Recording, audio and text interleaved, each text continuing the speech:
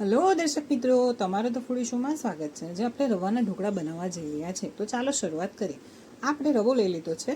હવે આપણે તેની અંદર દહીં એડ કરીશું અને તેને મિક્સ કરીશું. હવે આપણે આને મિક્સ કરીશું. આપણે દહીં અને રવાનું પ્રમાણ સેમ જ બાઉલમાં લીધું છે અને આ કઠણ લાગે ત્યારે આપણે તેની અંદર પાણી પણ એડ કરતા રહીશું. હવે આને આપણે મિક્સ કરીને અડધોથી 1 કલાક માટે રેસ્ટ આપીશું.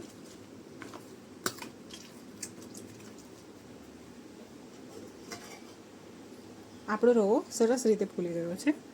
હવે આપણે તેની અંદર મસાલા એડ કરીશું.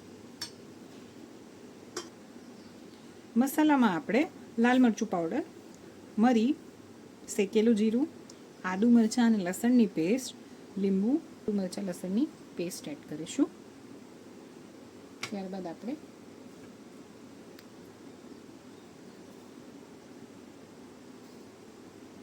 સ્વાદ અનુસાર મીઠું એડ કરીશું અને તેને આપણે મિક્સ કરી લઈશું. હવે જ્યારે આપણે આને પ્લેટની અંદર મૂકવાના હોય ત્યારે આપણે તેની અંદર સોડા અને લીંબુ એડ કરીશું અને તેને સરખી રીતે હલાવી લઈશું.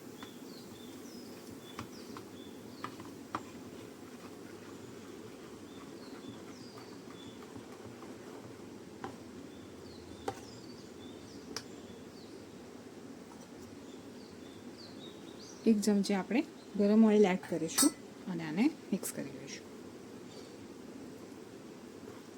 આ તમે દેખી શકો છો કે એકદમ સરખી રીતે આમાં ઉભરો આવી ગયો છે.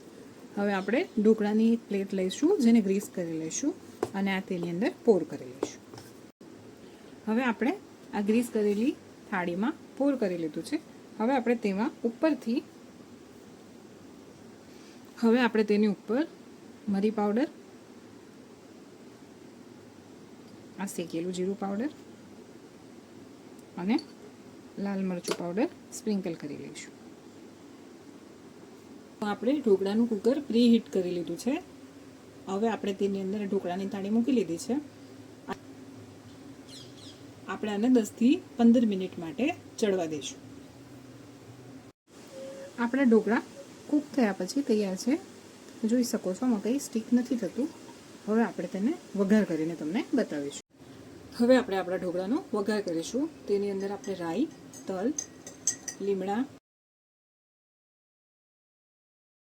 લીધું છે અને તેની અંદર હવે આપણે તેલ ગરમ થાય ત્યારબાદ રાઈ એડ કરીશું. હવે રાઈ ગરમ થાય ત્યારબાદ તલ એડ કરીશું. ત્યારબાદ હિંગ, મીઠા લીમડાના પાન અને લીલા મરચાં એડ કરીશું. ત્યારબાદ આપણે જે રવાના ઢોકળા બનાવ્યા છે તે એડ કરી દઈશું.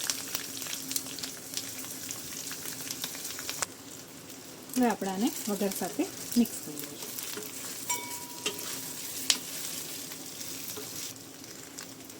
હવે મિક્સ થઈ ગયું છે. હવે તો આપણે દાણાની મદદ વડે આને ગાર્નિશ કરી લીધા છે અને આ સર્વ કર્યા પછી તમારી સામે તૈયાર છે. Thank you.